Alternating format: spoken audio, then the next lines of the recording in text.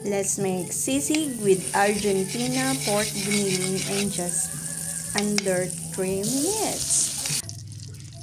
Saute onion in hot oil. After mo mamekos-mekos ang onion, ilagay na natin ang ating sili. Pampasarap. Siling haba. Mekos-mekos na yan. Tapos ilagay na natin ang ating Argentina pork giniling.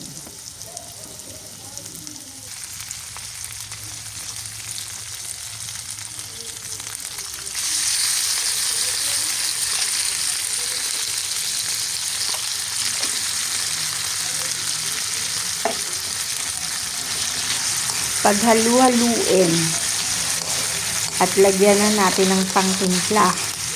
Lagyan ng asin, paminta at halu-haluin.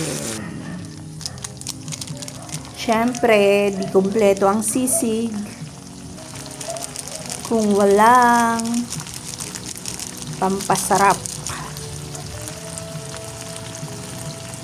ang ating mekos-mekos na malugpitang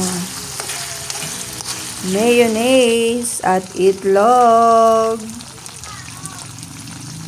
Ang itlog ni Tebem, kaya paghaluin na yan para okay na. Pwede na pang ulam, pwede pa pampulutan. Diba? Simple, easy, in just under 3 minutes. Let's go and grow! Sarap!